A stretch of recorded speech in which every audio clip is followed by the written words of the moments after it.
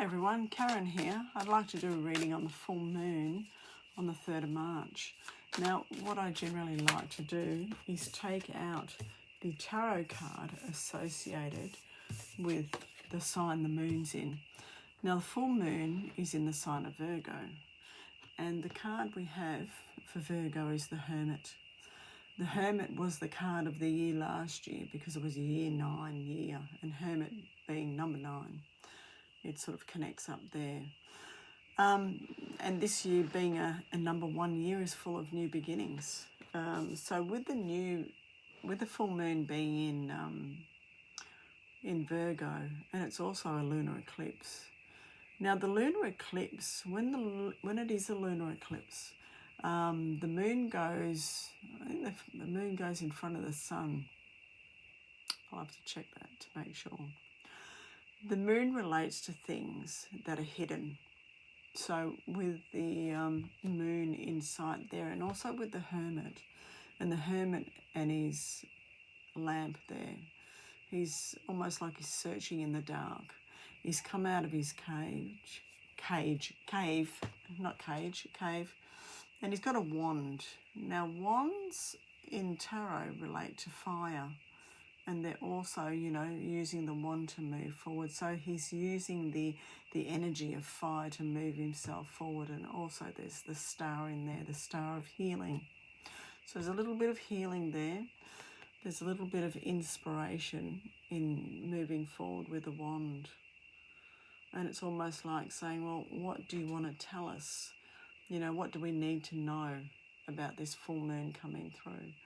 And my feeling is because it was the year last year, there's some things from last year that haven't been cleaned up yet. There's still a little bit of cleaning to do. And generally when, not just saying cleaning, just to, just clean it up. Because you'll find that when you start doing new things, you've really got to sort of clean the baggage away, clean the old out, so the new can come in. To me, it's almost like, those big tractors with the caterpillar wheels. So we're surging forward, and behind the mud that we're walking in, it's sort of dropping off at the back. And why that comes up for me, I've no idea, but that's how I see, bringing in the new and letting go of the old. Kind of like also a water wheel as well. So the Hermit is here to help shine light in places that are still a little bit dark. As I said, the moon still has, hidden things, because there is a dark side of the moon. There's a light side of the moon and the dark side of the moon. So there's still some things hidden that haven't been sort of illuminated yet. So let's have a look and see what other cards are going to come up and tell us about this full moon in Virgo. Now Virgo is a very detail-orientated sign. If you know a Virgo, they dot the I's and cross the T's. They are into the detail. As they say, devil's in the detail. So if you meet a Virgo, or if you know a Virgo, you know how fastidious they are with the things that they do. They've got to make sure that it's perfect, it's just right, it looks right, smells right, is right, and then they're happy. They can be very repetitive on that. It can be kind of like some might see it as an OCD trait, but that's just how Virgos are, which is a good trait to have. They know how to close all the gaps, so nothing can get in and sort of throw spanners in the works. So one card that flew out for me here is the Four of Pentacles. Now Pentacles to me is our energetic essence, the essence of who we are. So you can see he's well grounded. He knows who he is. And Virgos are good with money as well. He knows who he is. He's built up this, city behind him, this sort of hive of activity there. He's a businessman. He has the pentacle in his hand. But see how his hands are gripping the pentacle. he can turn it whichever way he wants. It's in front of his heart, so money means more, you know, than love, than the emotive part of him. He puts that first, make sure that his money matters are all fine. I'm not saying that all Virgos are like that, but this is what's depicted, only depicted in this card. I'm not sort of, you know, stating that this is how Virgos are, because they're not. They're all different. They all have different traits, as we all do. He's got the pentacle on his head, which states that, you know, he's got financial ideas coming through. So he's channeling down ideas to help make his money go further. He's as I said, he's well grounded. So maybe, you know, with the Hermit coming in here, it's his way of saying, well, just take a look at your money matters and see what you need to sort of clean up there. And when I mention just say clean up, I don't mean sort of clean up, but see if there's ways where you can enhance, you know, the money flow coming in, where you can change things to your favour, make it more comfortable for you. I know times are tough these days and everyone's stretched beyond their limit and they're trying to do the best that they can do. Maybe there's some things from last year that still need cleaning up, some financial matters somewhere. So let's have a look and see what other cards are going to come up for the full moon in Virgo. And see what hand the Hermit's going to play in it. So after this full moon, the Hermit will go slide back into his cave. He's just giving us a hint at what to do. He'll go back into his cave until it's time for the new moon. Now, it generally takes about 6 months from, you know, the full moon to the new moon. So within that 6-month period, maybe it's a good month. And also because this is a number 4, so it could even take 4 months to sort of, you know, get to a point where you're happy with, you know, the financial part of your life. Okay, let's see what else wants to come through for the full moon in Virgo. Okay, so we've got 2 cards here. Okay, now we have the Queen of Pentacles. Again, the Pentacle, which is energetic essence here. Also, traditionally, it's financial matters. But again, I see it as our energetic currency, you know, where we put our energy. The Queen of Pentacles, she knows her pentacle is the biggest pentacle out of the King, Knight and Page. So she knows how to nurture her energy. She knows where to place it, how to nurture it and make it bigger. So this is also sort of coming back to the, you know, the 4 of Pentacles here. It's also about nurturing yourself as well as your financial situation, sort of understanding how it all works, and how it's going to help you become a little bit more comfortable. And also we have the Page of Wands. Now this is beginner energy. Now pages are kind of like the students and the messengers of the deck.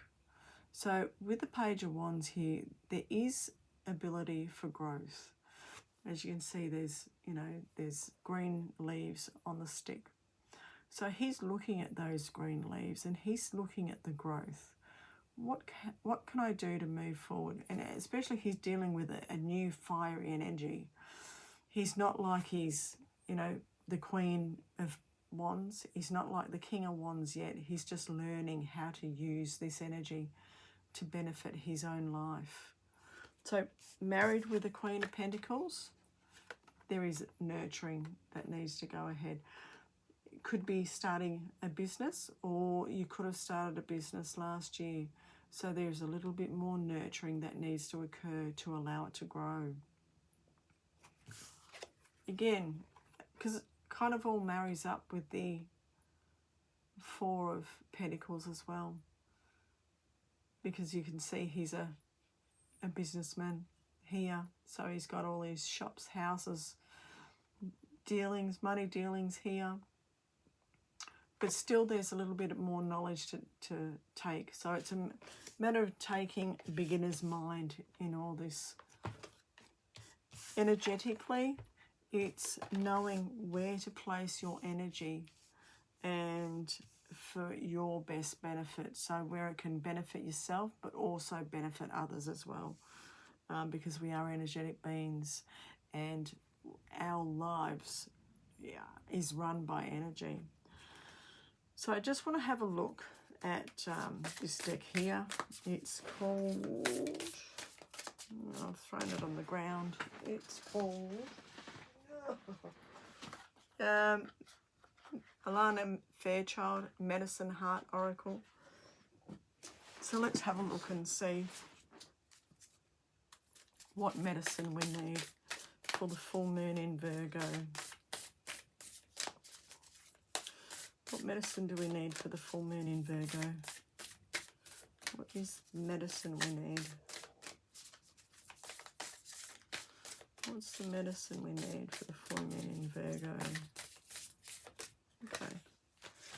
Okay. Priestess of Tellura. Priestess of Tellura. So it looks like she's got crow feathers. She has the moon. It's quite fitting, isn't it? She's got the moon behind her head. So she is eclipsing the moon. It's learning how to fly. It's taking your wings and taking that leap. So whether it is a leap into understanding the financial aspects of your life, whether it is a leap in understanding the energetic workings of your life, how to energetically weave that in your life every day. But it's also, you know, it's that new beginning. So it's taking a leap into the unknown.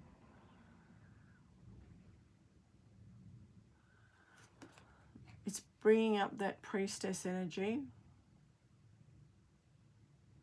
and warrior woman. And that will be your medicine.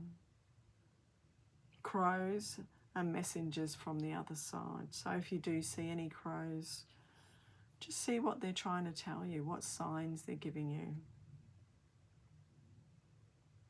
She's looking in the distance.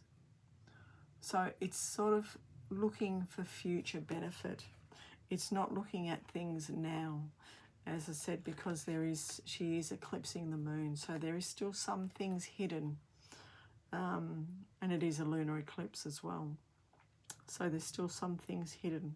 And with her wings being a little bit dark, sometimes we go through dark patches. And it's generally, doesn't mean that it's a bad thing. But sometimes when we go through dark patches, that's to help clear out old cycles.